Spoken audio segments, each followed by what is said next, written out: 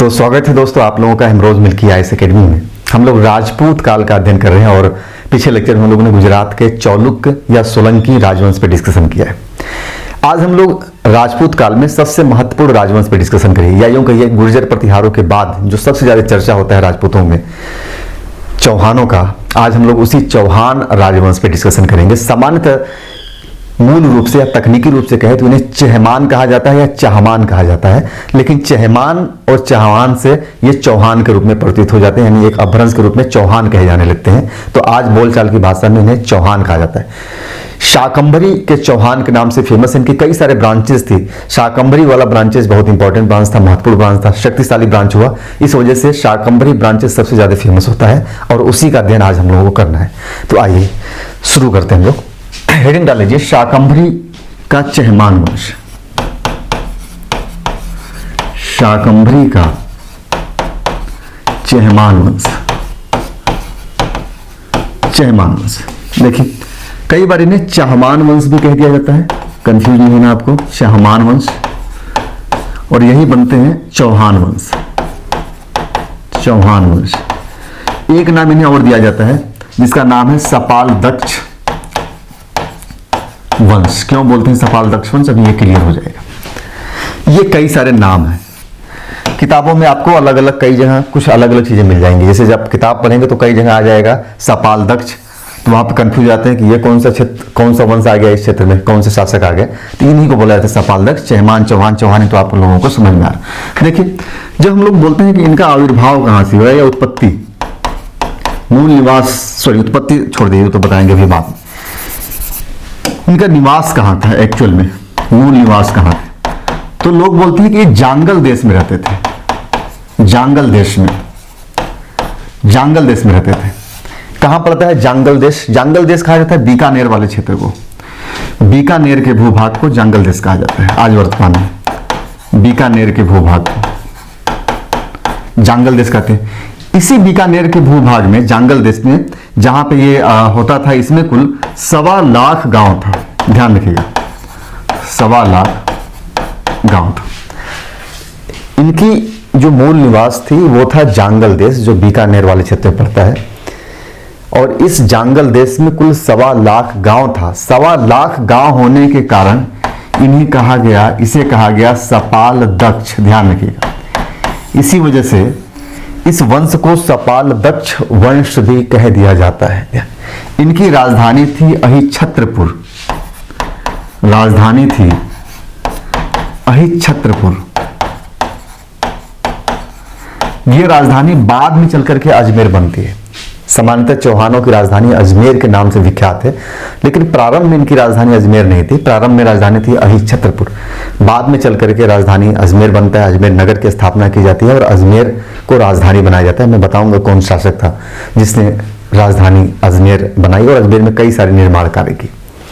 अहिच्छत्रपुर इनकी राजधानी थी। ध्यान रखिएगा, अहिच्छत्रपुर की पहचान कहाँ की जाती है? तो अहिच्छत्रपुर का पहचान किया जाता है जो है कि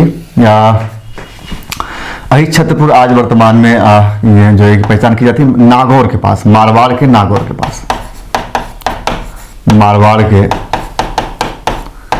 नागौर से की जाती है अहिच्छत्रपुर की पहचान।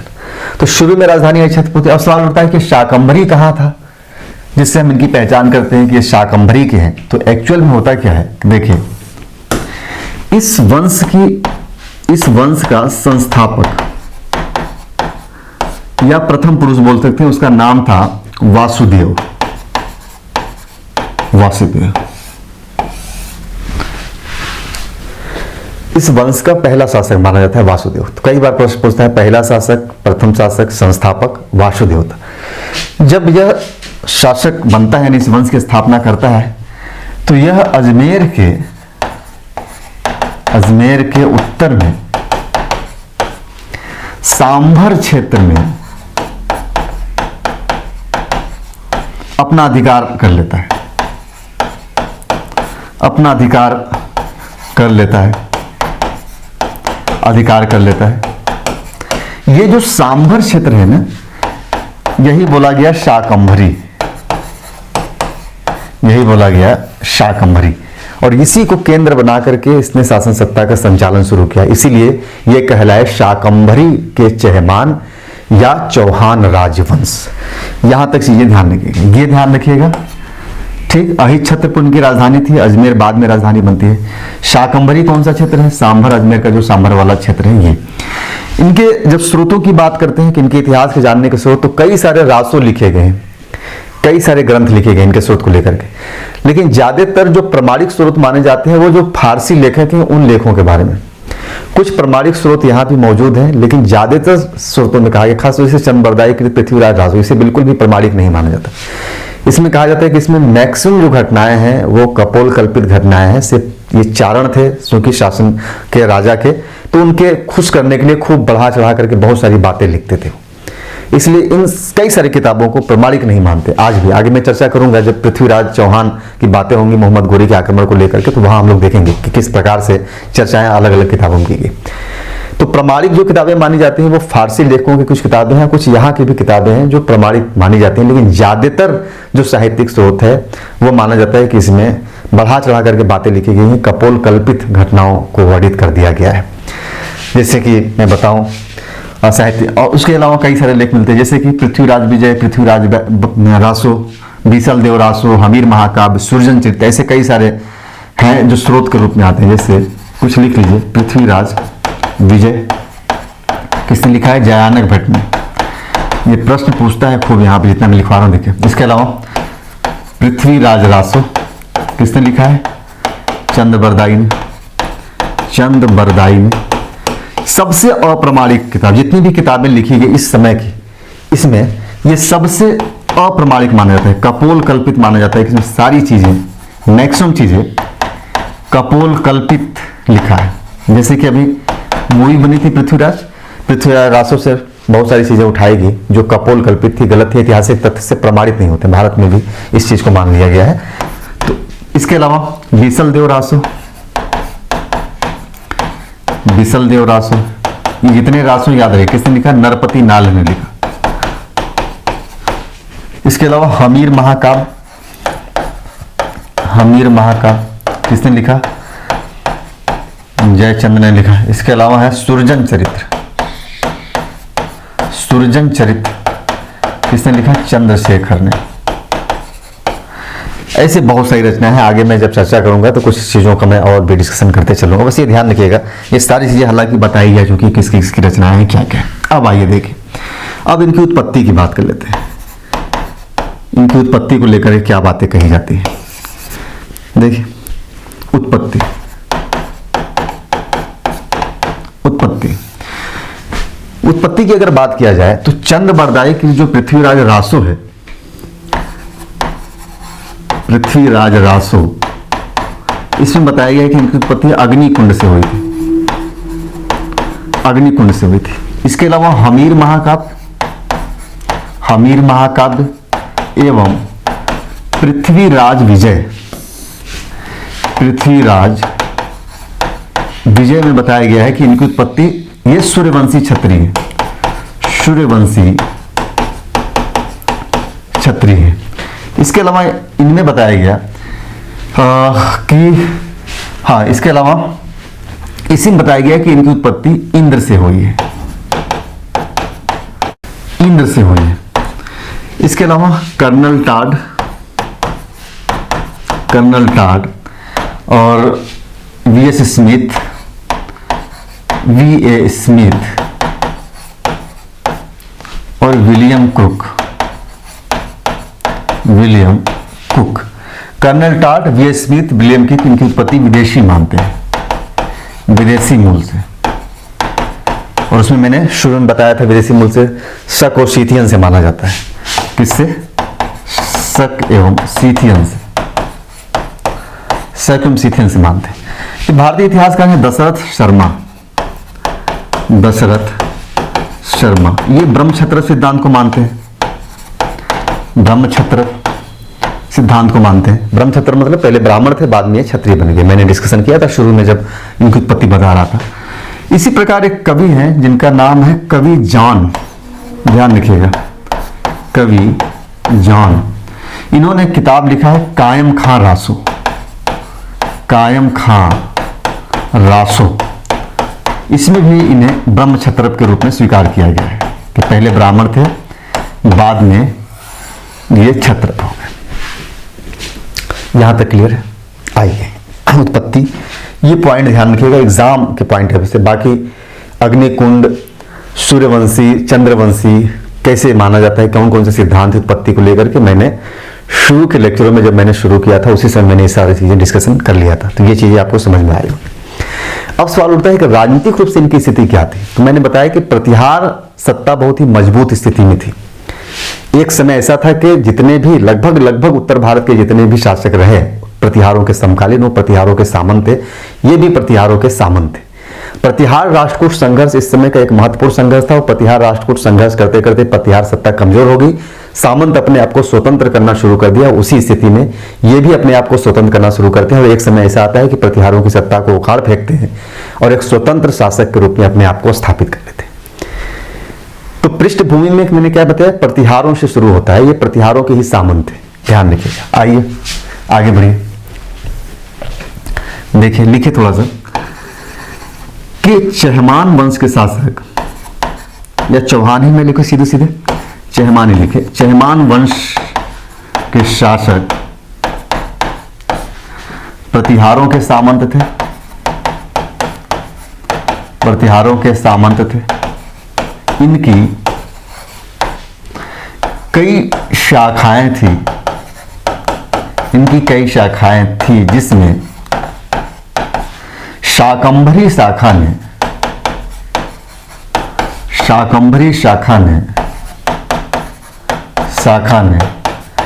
सार्वभौम स्थिति प्राप्त किया था। और भी कई सारे शाखाएं, एक नाडौल के चौहान थे, तो वो सारे सामंत स्थिति में ही रह गए, वो स्वतंत्र नहीं हो पाए। सिर्फ शाकंभरी जो शाखा थी वो स्वतंत्र स्थिति में आ पाई, खुद को स्वतंत्र स्थिति में स्थापित कर पाई। इसलिए हम लोग शाकंभरी शाखा पे अध्ययन कर रहे हैं। देखिए वासुदेव या वासुदेव संस्थापक शासक था इस वंश का, संस्थापक शासक था इस शाखा का, इस शाखा का। उसके बाद, किसके बाद? वासुदेव के बाद। इसके बाद सामंत राज शासक बना, सामंत राज शासक बना।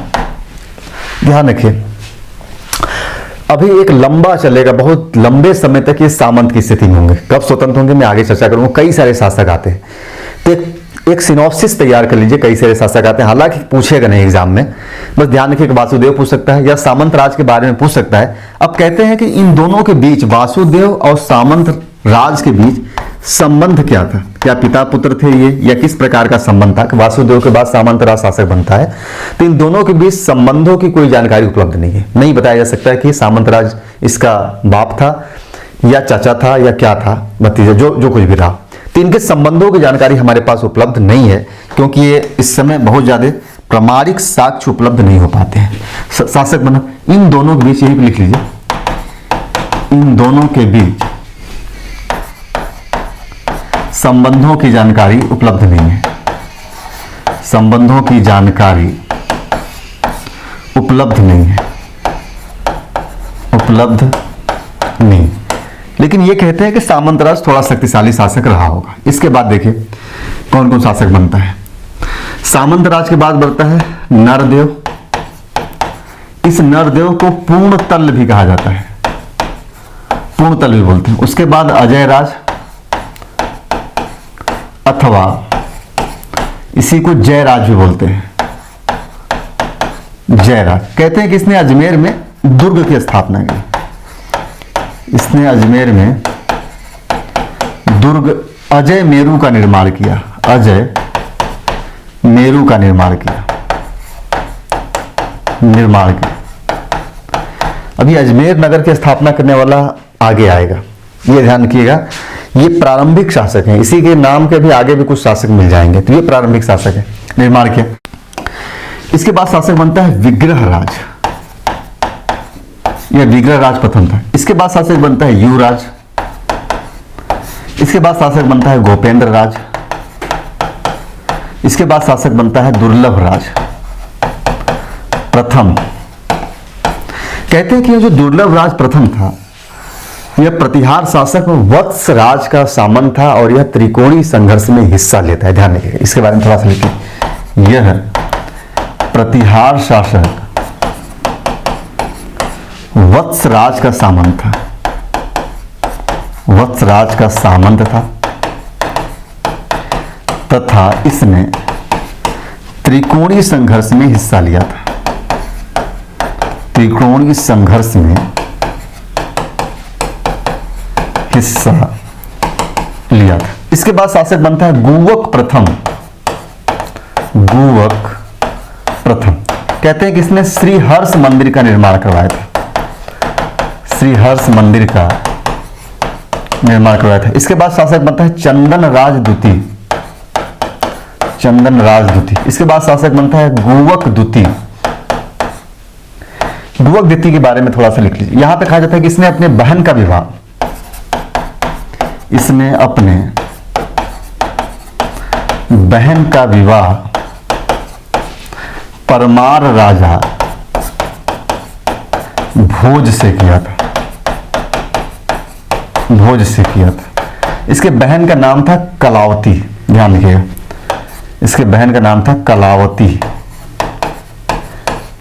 हालांकि अब ये सब नाम तो रखे नहीं जाते हैं, लेकिन एक दौर था जब इस प्रकार के नाम रखे जाते थे, बहुत ही संस्कारी नाम रखे जाते थे। अभी तो छोटे नाम रखे जाते हैं, है ना, नेहा और कई तरीके के नाम, मैं कोई नाम नहीं लेना चाहता स्पेशली, ऐसे छोटे नाम रखे जाते हैं। कहने का मतलब ये है। आइए, कलावती। इसके अलावा शासक बनता है फिर एक चंदन राज नाम का शासक आता है, चंदन राज। देखिए, इसके समय में कहते हैं कि इसने तोमर राज्य पे आक्रमण कर दिया। तोमर दिल्ली के आसपास का क्षेत्र था, अभी दिल्ली इनसे दूर है।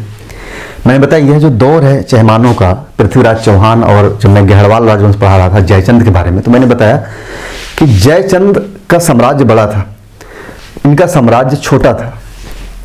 जयचंद और पृथ्वीराज चौहान जो तृतीय है, वो दोनों मौसेरे सगे भाई थे। दिल्ली को लेकर के चल रहा था संघर्ष, दिल्ली पे अधिकार को लेकर के, तो यहीं से शुरू होता है दिल्ली पे संघर्ष को लेकर के। और इस समय दिल्ली के आसपास के क्षेत्रों पे तोमर वंश का शासन था। ध्यान रखिए, इसी के समय में तोमर वंश से संघर्ष प्रारंभ होता है, तोमर वंश से संघर्ष, तोमर वंश से संघर्ष शुरू होता है, शुरू होता है। तोमर वंश कहां था? दिल्ली के आसपास, दिल्ली के आसपास। यहां का शासक था रुद्र, रुद्र को पराजित करता है, पराजित करता है। रुद्र की पत्नी थी जिसका नाम था, जिसे रुद्राणी बोलते थे लोग, लेकिन उसका नाम था आत्मप्रभा। कहते हैं कि ये बहुत बड़ी शिव भक्त थे, शिव भक्त थे। और इसने पुष्कर झील के किनारे, पुष्कर झील के किनारे 1000 शिवलिंग स्थापित किया था, 1000 शिवलिंग स्थापित की थी, स्थापित की थी। और नेक काम खूब करती, लोगों को दान देना, ये सारे काम करती थी। और इसी वजह से इस रुद्राणी को, आत्मप्रभा को योगिनी कहा जाता था, योगिनी, योगिनी के नाम से फेमस थी। तो तोमर राजवंश रुद्र की पत्नी थी रुद्राणी, आत्मप्रभा, ये योगिनी नाम से फेमस थी। पुष्कर झील के किनारे उसने 1000 शिवलिंग की स्थापना की थी, क्योंकि शिव भक्त थी, बहुत बड़ी शिव भक्त मानी जाती थी। इसके बाद शासक बनता है वाकपति राज, वाकपति राज, वाकपति राज शासक बना। यह पहला, अभी तक स्थिति सामंतों की ही चल रही है, यहां भी सामंत की ही स्थिति चल रही है, लेकिन यह पहला ऐसा शासक था जो महाराजा की उपाधि धारण करता है। ध्यान रखिए, पहला, पहला शासक, इस वंश का पहला शासक जो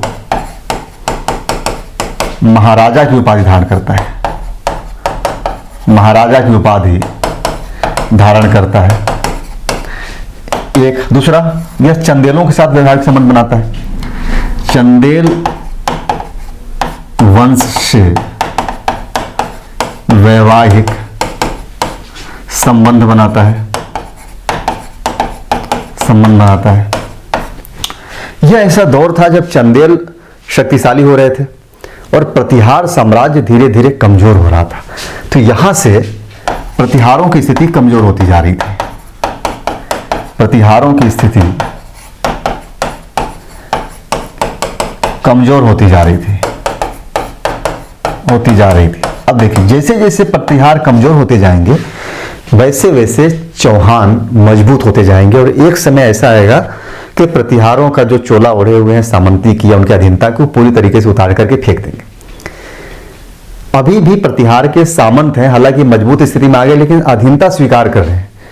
यह अधीनता आगे चल के नॉमिनल हो जाएगा, नाम मात्र हो जाएगा कि ठीक हम आपके अधीन है। एक समय ऐसा आएगा उस अधीनता को भी उतार के फेंक देंगे कि नाम मात्र के भी अधीन नहीं रहेंगे।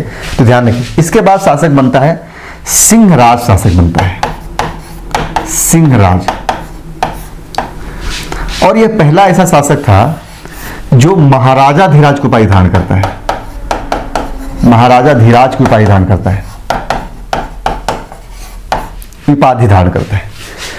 कहते हैं कि ये अब नाम मात्र के सामंत रह गए थे। इस यहां पे ये पहला शासक था इस वंश का जो महाराजा धीराज की उपाधि धारण करता है। नाम मात्र की अधीनता स्वीकार करते थे, अधीनता स्वीकार करता था। किसका? प्रतिहारों की। सिंहराज पहला शासक। यह ध्यान रखिएगा, प्रश्न यहां पूछा जाता है। वाकपति राज पहला शासक था जो महाराजा की उपाधि धारण करता है, महाराज की उपाधि धारण करता है, सॉरी। और सिंहराज पहला शासक था जो महाराजा धीराज की उपाधि धारण करता था। अभी भी हालांकि महाराजा धीराज की उपाधि धारण करता है, लेकिन कहा जाता है कि नाम मात्र की अधीनता स्वीकार करता था। यानी कि अब ये पूरी तरीके से तैयार थे प्रतिहारों की अधीनता को उतार फेंकने के लिए। और अगला शासक बनता है विग्रहराज द्वितीय, जो अब पूरी तरीके से स्वतंत्र हो गया। तो अगला लिख लीजिए। अगला शासक बनता है विग्रहराज द्वितीय। अब यहां पे ये ध्यान रखना है आपको कि ढेर सारे शासक हैं, लंबा लिस्ट चल रहा है। अभी पृथ्वीराज तृतीय तक पहुंचते पहुंचते ढेर सारे लंबे लिस्ट हो जाएंगे, लेकिन उससे पहले 5-6 ऐसे शासक हैं जिनके बारे में आपको ध्यान रखना है, याद रखना है उनका नाम। बाकी नाम मैं सारा लिखवा दे रहा हूँ, कंफ्यूजन ना हो। राज राज राज खूब लगा हुआ है, देख रहे हैं अब हर जगह विग्रहराज, सिंहराज, है ना, अलग अलग, चंदन राज, नाम ढेर सारे राज लगे हुए हैं। पृथ्वी में भी राज लगा हुआ है, पृथ्वीराज, अरणो राज, ऐसे कई सारे कुछ ऐसे नाम होंगे जिसमें राज नहीं लगा होगा। तो थोड़ा सा केयर करेंगे आप, थोड़ा सा माइंड पे जोर देंगे तो सारी चीजें आपके ध्यान में रहेंगी। प्रश्न पूछे जाते हैं और राजपूत काल से भी अब अच्छे खासे प्रश्न आने लगे हैं, क्योंकि राजनीति के केंद्र में आ गया है राजपूत काल। और मैंने बताया कि क्योंकि जैसे जैसे लोगों की जागरूकता बढ़ती जा रही है वैसे वैसे लोगों के अंदर जातिवादी जो भावनाएं हैं वो प्रबल होती जा रही हैं। एक समय माना जाता था कि लोग पढ़ेंगे लिखेंगे तो जातिवाद खंडित हो जाएगा, टूट जाएगा, लेकिन अभी आपके सामने जो प्रत्यक्ष प्रमाण है आप देख रहे हैं, जैसे जैसे लोग पढ़ रहे हैं वैसे वैसे अपने जाति के वीरों की खोज कर ले रहे हैं, अपने जाति के एक आइकन की खोज कर ले रहे हैं जिसके सहारे वो अपने आप को स्थापित कर सके। इसीलिए रजनी पामदत्त ने कहा है कि भारत में जो जाति व्यवस्था है वो कभी समाप्त नहीं होगी, न तो भारत से कभी जाति समाप्त होगी और न ही भारत की राजनीति से कभी जाति समाप्त होगी, कभी समाप्त नहीं होगी, वो रहेगी आजीवन। जब तक भारत रहेगा तब तक जाति, जातिवाद, ये सारी चीजें यहाँ पे चलती रहेंगी। और उसका प्रत्यक्ष प्रमाण आप देख रहे हैं कि हम जैसे जैसे जागरूक होते जा रहे हैं, पढ़ते जा रहे हैं, ये चीजें हमसे दूर होती जा रही। अब आइए विग्रहराज द्वितीय, यह पूर्णतः स्वतंत्र हो जाता है जाने के। विग्रहराज द्वितीय, आइए, यह पूर्णतः स्वतंत्र हो जाता है, स्वतंत्र हो जाता है। शक्तिशाली शासक था, शक्तिशाली शासक था, यह शासक था। इसने दक्षिण की ओर नर्मदा नदी तक अभियान किया था, अभियान किया था। साथ ही इसने गुजरात के चालुक्य शासक मूलराज पर भी आक्रमण किया था, आक्रमण।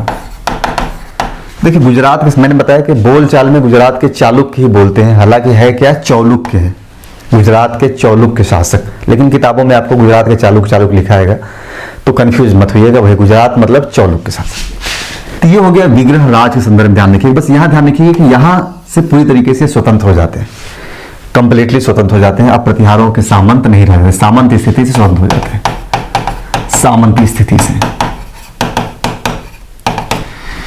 इसके बाद अगला शासक बनता है दुर्लभ राज द्वितीय। दुर्लभ राज द्वितीय, कोई जानकारी नहीं है, इसकी उपलब्धि की जानकारी नहीं है। उसके बाद शासक बनता है गोविंद राज तृतीय। गोविंद राज तृतीय, दुर्लभ राज द्वितीय की उपलब्धियों के बारे में कोई जानकारी उपलब्ध नहीं है। गोविंद राज तृतीय के बारे में बहुत ज्यादा जानकारी उपलब्ध नहीं, लेकिन इसे कहा जाता था वैरी घट्ट कहा गया, वैरी घट्ट, या एक चीज और बोलते हैं इसी से जुड़ा हुआ, वैरी धरहट, वैरी धरट, वैरी धरट, वैरी घट या वैरी धरट इसे कहा गया, इसे कहा गया। इसकी उपलब्धियों के बारे में भी कोई जानकारी नहीं है। क्या इसकी उपलब्धि है? कोई जानकारी नहीं, कोई जानकारी नहीं। इसके बाद बनता है अगला शासक वाकपति राज, वाकपति राज द्वितीय। इसके बाद अगला शासक बनता है विरयाराम, विरयाराम। इसके बारे में थोड़ा सा लिख लीजिए।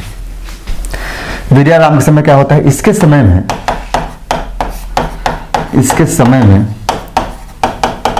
शाकंभरी पर परमारों का अधिकार हो गया था, परमारों का अधिकार हो गया था। ध्यान रखें, विरयाराम द्वितीय जब शासक बनता है तो परमार आक्रमण करते हैं, शाकंभरी पर अधिकार कर लेते हैं। इसके बाद शासक बनता है चामुंड राज, वह फिर से शाकंभरी पर अपना अधिकार कर लेता है। कहने का मतलब कुछ समय के लिए इनसे हाथ से शाकंभरी चला जाता है, लेकिन बाद में शाकंभरी फिर से इनके हाथ में आ जाता है, तो विरयाराम। इसके बाद बनता है शासक चामुंड राज, चामुंड राज। इसके समय क्या होता है? शाकंभरी पर पुनः अधिकार हो जाता है, शाकंभरी पर पुनः अधिकार। इसके बाद शासक बनता है दुर्लभ राज तृतीय, कोई जानकारी उपलब्ध नहीं होती इनकी उपलब्धियों के बारे में। इसके बाद शासक बनता है विग्रह राज तृतीय, सॉरी विग्रह राज तृतीय, विग्रह राज तृतीय। विग्रह राज तृतीय के समय एक होता है कि परमार और चौहानों के बीच मित्रता हो जाती है, बस ये ध्यान रखिए। इसके समय में होता है परमार और चौहानों के बीच, चौहानों के बीच मित्रता हो जाती है, मित्रता हो जाती है। इसके बाद शासक बनता है पृथ्वीराज प्रथम, पृथ्वीराज प्रथम। जो पृथ्वीराज चौहान जिसे हम लोग जानते हैं वो पृथ्वीराज तृतीय है, थर्ड है, आपको मालूम होगा। यहां आता है पृथ्वीराज प्रथम। कहा जाता है कि इसने 700 चालुक्यों की हत्या कर दी, इसने 700 चालुक्यों को मार डाला था, मार डाला था, तथा सोमनाथ मार्ग पर इसने एक धर्मशाला बनवाया था, धर्मशाला बनवाया था। ये छोटे छोटे शासक रहे हैं, जिसमें से कुछ शासकों का बस ध्यान रखिएगा, इसके बारे में मैंने थोड़ा थोड़ा कुछ लिखवाया है, बस वो आपके दिमाग में होना चाहिए। अब पृथ्वीराज प्रथम के बाद अगला शासक बनता है अजय राज, जो अजमेर नगर की स्थापना करता है, अजय राज।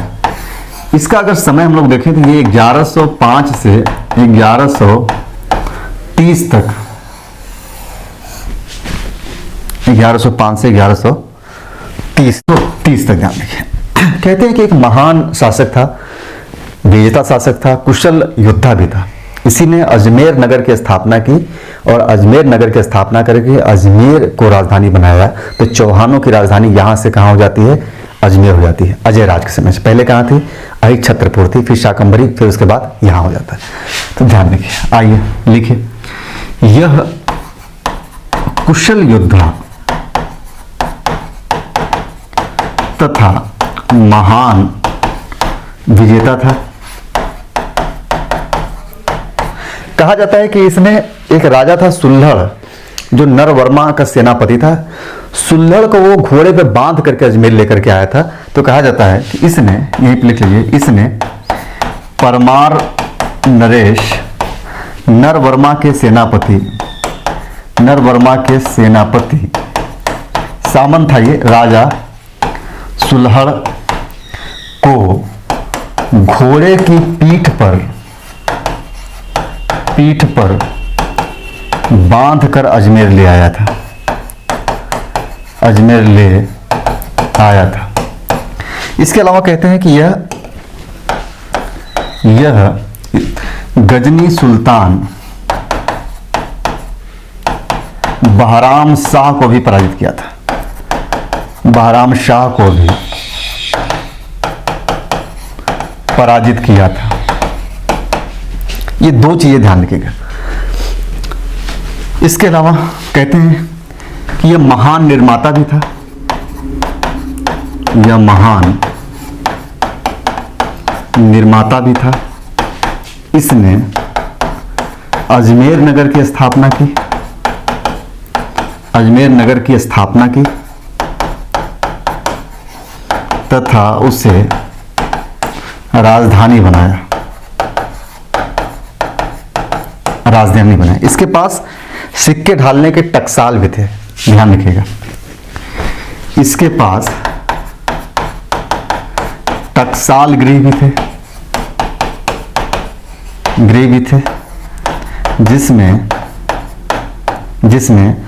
चांदी और